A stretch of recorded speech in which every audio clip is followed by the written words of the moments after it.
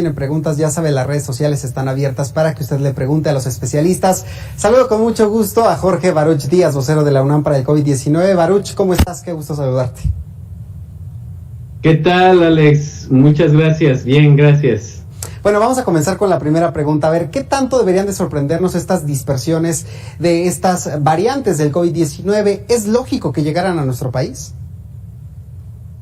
Sí, por supuesto que es lógico. En el momento en que nosotros tenemos una comunicación, interdependencia con otros países y una movilidad internacional, siendo pues México parte del corredor migratorio más importante del mundo, y el hub principal Latinoamérica para el resto del mundo, pues es muy predecible que estas variantes circulen no solamente en algunas regiones del mundo, sino alrededor de todas las regiones que incluyen México. Entonces, variantes van a seguir apareciendo, es una evolución natural, es la selección natural de las mejores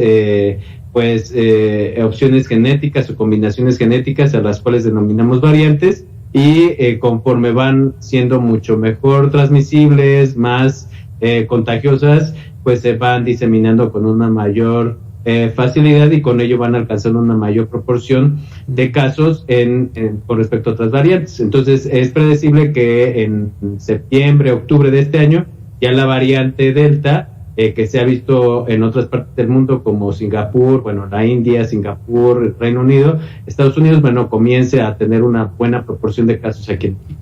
A ver, Baruch, vamos a propósito, ya que tocas este tema de la variante Delta y que hay muchas dudas sobre las vacunas, qué tan eficaces son. Yo recuerdo que en algún momento ya nos has dado estas cátedras sobre los números de eficacia para estas variantes, pero ¿qué pasaría? ¿Tendríamos que tener un refuerzo de la vacuna que nos pusieron, por ejemplo, para Delta? No, por supuesto que no. Con las variantes actuales no hay ningún problema en cuanto a la disminución de la efectividad con respecto a las variantes que están vigentes en la actualidad, que es la alfa, la gamma, la delta, por ejemplo. Realmente han demostrado, por lo menos en los pocos estudios con respecto a la variante delta, una buena efectividad. La vacuna de Pfizer y la vacuna de Oxford y AstraZeneca, recordemos que hay estudios que siguen en curso. Esta variante Delta se ha investigado en vacunados no más allá de 2 meses de distancia, entonces hay que esperar a obtener mejor evidencia, pero prácticamente con la primera dosis tenemos una efectividad del 33%, pero ya completados los esquemas tanto de Pfizer como de Oxford, ya alcanzamos una efectividad por arriba del 88%, con Pfizer y Oxford y AstraZeneca. Entonces es una buena efectividad, no disminuye significativamente, entonces podemos estar tranquilos de que las vacunas actuales que se están ocupando dentro de los esquemas ya autorizados son bastante efectivas para combatir estas variantes. Dices tú que este tema de los contagios por ahí de octubre, la variante Delta podría ser la predominante, ¿sería principalmente en los jóvenes, Baruch? ¿Y por qué razón los jóvenes serían los más afectados con esta variante? Bueno, recordemos que no solamente depende de la variante cómo se comporte una epidemia, realmente va a depender de muchos factores. Están las variantes más el aumento de las reuniones, tanto pequeñas como de grandes grupos, más el aumento en la movilidad internacional y en la movilidad de las personas y su interacción social, más no continuar con las medidas que son efectivas, como disminuir el apego al uso del cubreboca, disminuir el apego a la limitación de los aforos. Entonces, este tipo de factores se van adicionando y van siendo el caldo de cultivo ideal para que las variantes puedan emerger de manera más rápida y exponencial. Entonces, esto aunado a una vacunación lenta puede llegar a ser también un problema. Ahora, ¿por qué en los jóvenes? Pues porque recordemos que el primer objetivo de las estrategias nacionales de vacunación en todo el mundo, no solamente aquí en México, va dirigido a disminuir la muerte y las complicaciones en los grupos que han presentado una mayor mortalidad y mayor complicación y mayor número de hospitalizaciones, que son los mayores de 60 años. Y estos grupos, sobre todo en los países que tienen un acceso importante a vacunas, como es el caso de México, ya están cubiertos, ya han sido cubiertos en estos primeros meses. Entonces la epidemia se está concentrando en aquellas personas que son más vulnerables, que son los jóvenes de 18 años y más hasta 59 años.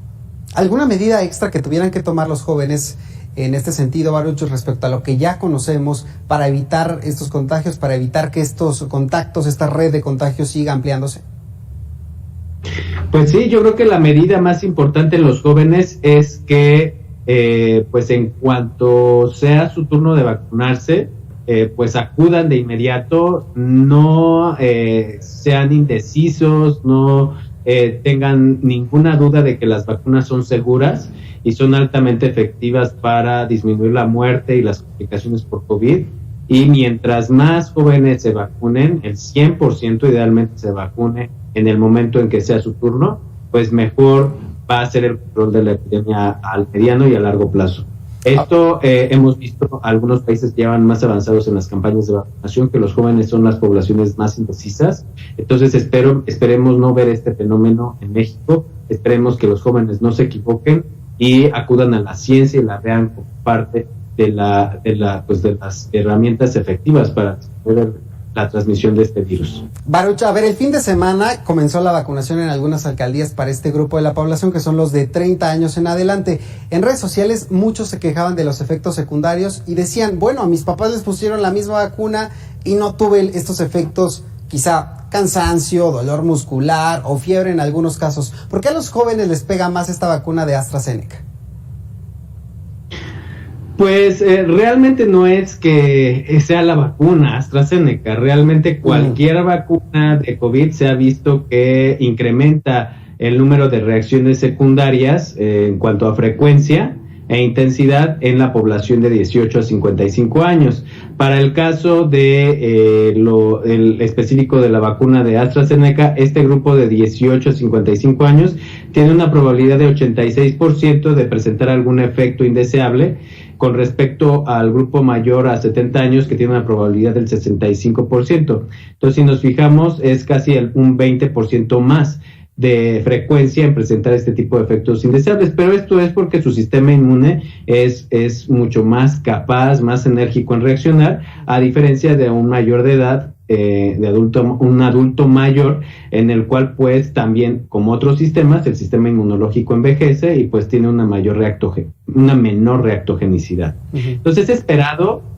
Para los jóvenes que están recibiendo AstraZeneca, pues va a ser esperado en la primera dosis, disminuyen en la segunda dosis la probabilidad de que presenten este tipo de efectos otra vez, a diferencia de la de Pfizer. La de Pfizer es menos probable que les den los efectos indeseables en la primera dosis, pero es mucho más frecuente que les den en la segunda dosis. Entonces, realmente nadie se salva, es parte de la vacunación, es parte de tomar en cuenta que vamos a tener alguna reacción, es la esperada, y que qué bueno, porque entonces quiere decir que nuestro sistema inmunológico está reaccionando de manera deseada, y pues pasa más allá de pues fatiga, dolor de cabeza general y dolor.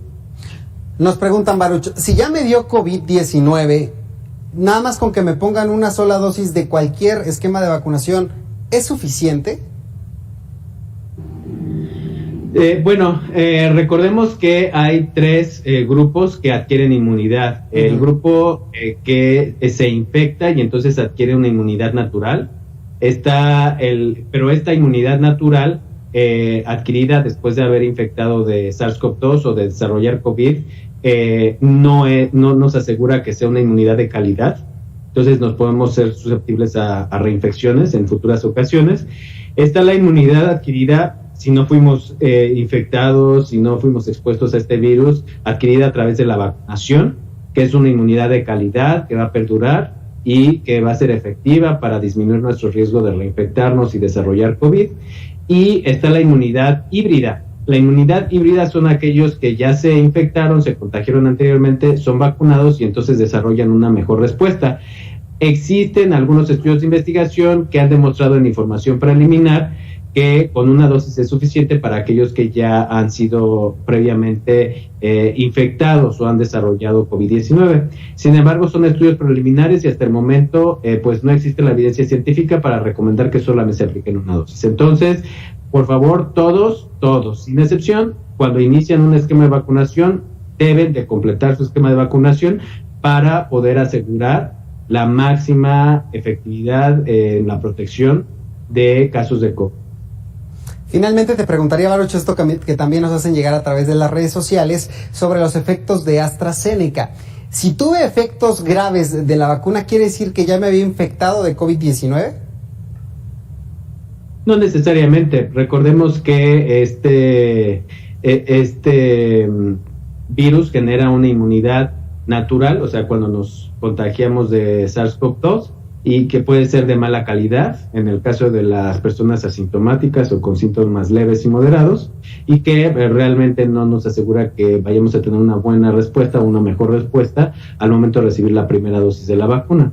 Realmente existen muy pocos estudios que puedan llegar a comparar este tipo de poblaciones expuestas contra no expuestas y que ambas son vacunados. Habrá que esperar más tiempo, más meses, para que la ciencia pueda demostrar si existe alguna diferencia significativa en cuanto a la reactogenicidad a una vacuna. Mientras tanto, pues las vacunas han demostrado ser seguras tanto en aquellos que han sido expuestos como no, y tendremos que completar los esquemas para poder estar en condiciones óptimas de poder garantizar la protección máxima. Bueno, ya sabes, si tiene dudas o preguntas, Baruch le contesta en las redes sociales. Baruch, ¿en dónde te seguimos?